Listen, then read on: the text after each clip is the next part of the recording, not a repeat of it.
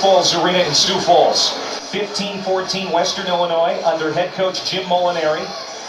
And it was a dismal season last year for the Leathernecks, Bob. They went 7-23, just 2-16 in the Summit League. Didn't even make the league tournament. A year later, here they are in the title game. Well, it's hard to live without players, and he was decimated by injuries last year, including, as we mentioned, Ceola Clark, and then he added some nice additions this year. Obi Meganot has been terrific. Of course, the guys, Terrell Parks, who had the game winner in the semifinals. He's a very, you know what's great about this, even though this is uncharted territory for them? He's such a veteran coach. As he told us today at shoot-around, we do what we do. We do it every day. There's no reinventing the wheel. That's a calming influence on this team. And the guys will tell you, they really respect their coach. They got a very lovey-dovey feel on that team. They all love each other. A very tight-knit group. And they reflect their coach. Absolutely. He sets the tone. Working hard inside South Dakota State. Nice kick.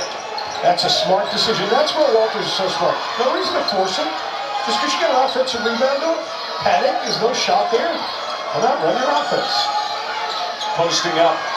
Heemstra on the block, trying to pass it across the lane, gets it back. Fortunate there was a ill-advised pass.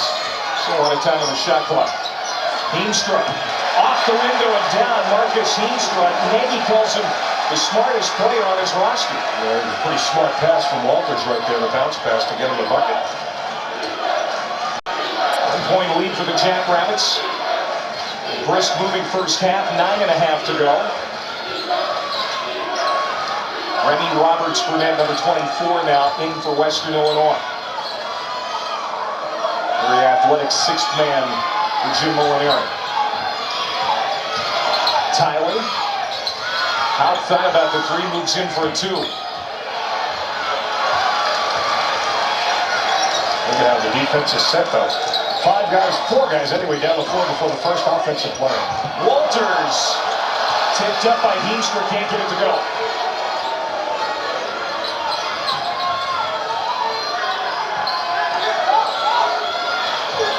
DeBrew gets it across to Tyler and scores. Tommy Tyler now with 6. I said at the top again, you know, we kind of left him out of the discussion. I mean, he's a solid senior player. He's got him off to a good start. He was excellent last night defensively against Dominic Morrison, but he scored his share of points too. Morrison, the player of the year for Oral Roberts. Callahan drops it down. The spin move.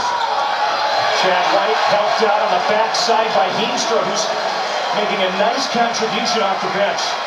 And that is more of a possession I think Scott Nagy's looking for early. They made the weak side help come by pounding it inside, and that opened up an easy rebounding lane. And rebounding was the key. These two teams met twice in the regular season. Well, South Dakota State won both of them. The first was a 1-point win. They got out rebounded by 5. The second was a 17-point one. They won the rebounding battle by 15. So that's a stat we should keep an eye on today. Shot clock at 6.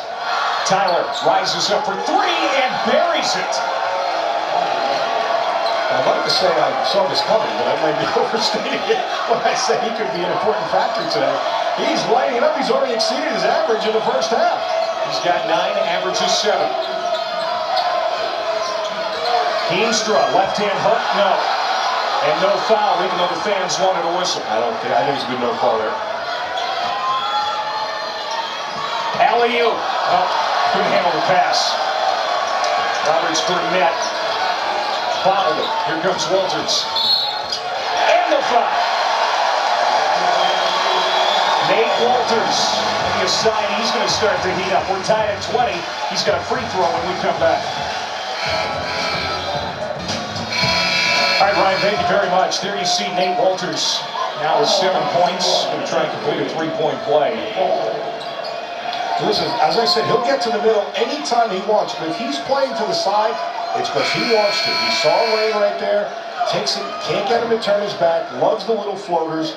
Check out these numbers. This was a win at Washington, where Washington had won 32 straight non-conference games at home. Walters put up a ridiculous line. He was helped by his teammates, but he had 34 points, 5 rebounds, 7 assists, and didn't make a turnover. It's incredible. He had 4 other guys on double figures. It's important to point out he gets those assists because he does get some help. Pass and Parks is fouled. Probably the best win for the Summit League this year. Win on the road against the Pac-12 champs. Well, not only did they won 92-73. I mean, they just dropped the bomb on them. So, yeah, it was a very convincing and statement game, no doubt. Carlson picks up that foul, the first of the night against South Dakota State, as Parks toes the line.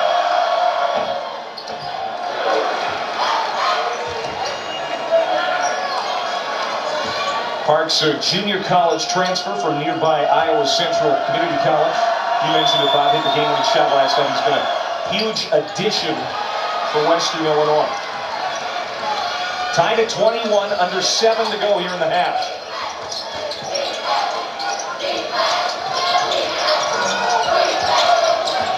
Walters pulls up. Fegan going for the rebound for South Dakota State, has it taken away. Tough rebound. He's in there battling. Parks, as you said, is a wiry guy, but he's not afraid to get in and mix it up. Had 14 points, 8 rebounds last night against Oral Roberts. Tyler, catch and shoot. No. Fegan the rebound.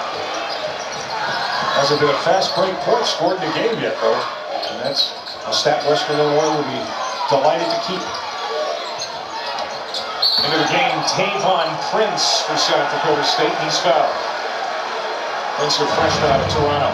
Big East Championship presented by American Eagle Outfitters. Here's a look at the bracket. Of course, Syracuse, the 1 seed. What stands out to you, Bob? Well, it was a huge win for Seton Hall. Joe Minardi said if they lost that game, they could have played themselves out of the tournament. Not only did they win it, beat them handily. 32-point victory. Kevin Willard has done a terrific job there at Seton Hall. He really has. The burning questions for Bob and the Big East. Who are the bubble teams? There really weren't any. That was the whole point. They were just in a situation. 10 teams are in. Seton Hall could have played themselves out. They answered that question. How about UConn and Pitt? Maybe got a win under their belts. Could be a little dark horse, make a run. And Syracuse playing for the #1 overall seed. If they win this tournament, they're definitely going to have to get serious consideration for that. For UConn, it's deja vu all over again. Boy, does this sound familiar. Right? Thank you, Yogi. Absolutely.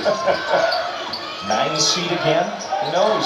There's no Kemba Walker, although Kemba's mother was at the game. Did you see that? Yeah. 7 on the shot clock. McAvoy lost it. And out of bounds to the Leathernecks. It's a good call. I know it's a partisan crowd. They knocked it away from him. It was a good defensive play. How about that blazer? Scott Nagy tells a story.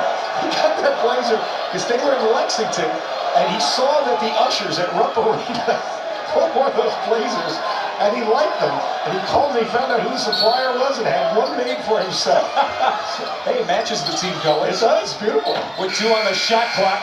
The shot no good for McAvoy. Tied at 21. Walters rolling to the hoop. Tough shot. Yeah, that's what we talked about at the top. Got to be team defense to play him. Did they get great help on him? Wouldn't let him turn the corner and take that little floater in the lane. He had to make a really awkward shot. We showed it before. Western Illinois holds teams to about 60 points per game on average, which I can tell you is outstanding. Well, part of it is because they play so few possessions. They look at how deep they know the shot clock. But they are a good, solid, sound defensive team. No question. Clark lobs it into Park. Parks, good pass to Megano. Oh, it's got his own miss. He was a guy that didn't get highly recruited because he was a post player in high school at just 6'3". But boy, that skill set is serving him well here. He owns the mid-range game. And did you see him brother win? Get his own miss there. State Player of the Year in the state of Oklahoma last year in high school. Dykstra, double team, triple team. He's still got the pass off. Carlson, wide open looking guy. That's where he is so valuable. Dykstra's a terrific passer out of the post. And there's always shooters out there somewhere. If you cover him, you take your life in your hands. And somebody's going to knock one down. Carlson, oh, by the way, a 47% three-point shooter.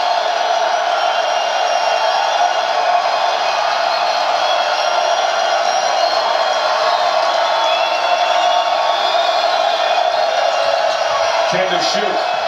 Megano can't quiet the crowd.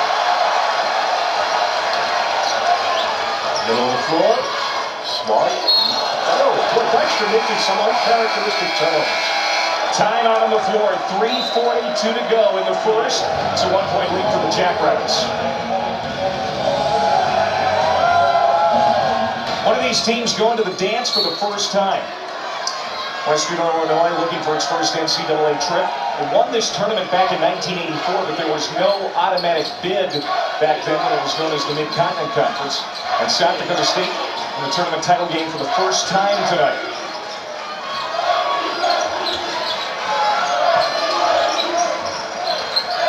Jalen Packer in the game now. At the point. Clark skip pass. The ball flick, a handoff there by Clark. Clark's off balance. Left it short.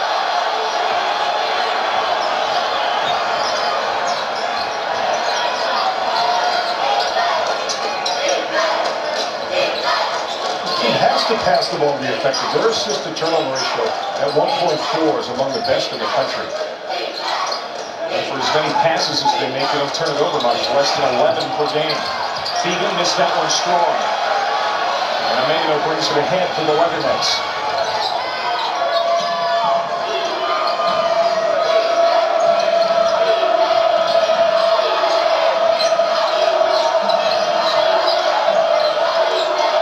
Terrell Clarks out for Houck for three. Yes.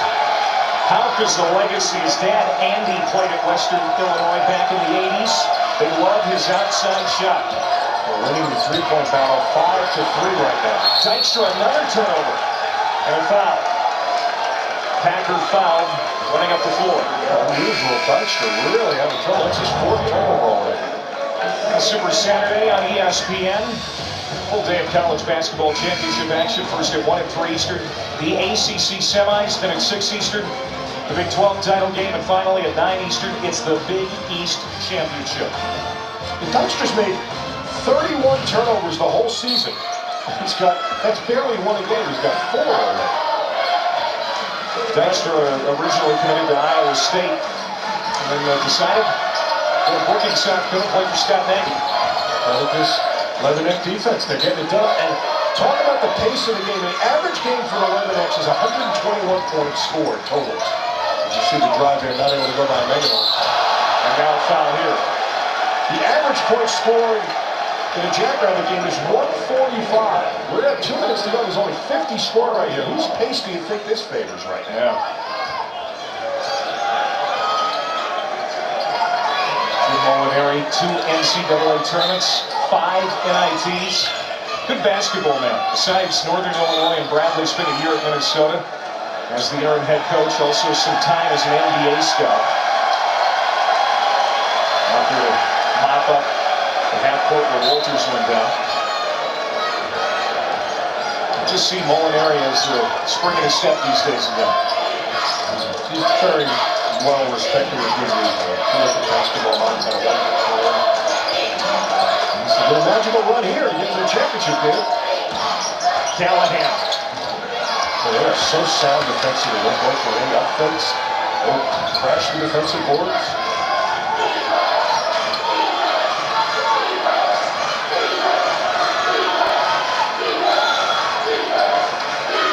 Very happy to be patient at this end.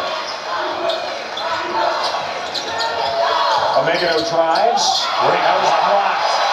Inside there by Chad White. Leads the team in blocks. They don't block many shots, just barely over 1 a game, but he looked good on that one. Walters, deep 3. And another rebound for Terrell Parks. That's 6. And a timeout. 51 seconds to go here in the half. It's a 2-point lead for Western Illinois. They call the timeout. Western Illinois trying to pull another upset here tonight in the title game and get to the NCAA tournament for the first time in program history. Let's take a look at Western Illinois' journey to the brackets, brought to you by Dove Men Plus Care. Well, you notice one trait there? 53 points allowed in the quarterfinals, 53 points allowed in the semifinals. They're on a pace to give up about 53 points today. So, again, they don't beat you a lot of different ways, but they are committed to the way they play. They're playing very well that way right now. Good pass to Parks and able to finish off the glass. And now Scott Nagy wants a timeout. And we'll do a timeout as well here. It's a 4-point game. Now the Leathernecks out in front. Clay, it's all about angles, and take a look at this perfect execution. They bring a ball screen. He doesn't use the screen, but now watch as the postman comes across. Look where he seals the defender. Gives a nice wide angle for that pass and turns it into a play where the defender cannot get there. An easy layup. Parks does a good job without the ball, and a good delivery by Packer turns it into an easy one. All about angles. Shot clock is up. Ball's in the hands of Nate Walters. 15 seconds to go before halftime. It's a 4-point lead for Western Illinois. We have 4 defenders basically in the lane right now. I think Walters have to go somewhere else, and he does. Corner shot, White, in and out. Counts if it goes. Halftime lead of 4 for the Leathernecks. Jim Molinari has to be pleased. Gave up no points at all, basically. Excuse me. Gave up 1 point in that last media segment. 20-24, a perfect tempo for the Leathernecks. And Scott Nagy's going to have to make some adjustments at the intermission. 28-24, the score. Let's head to the studio for our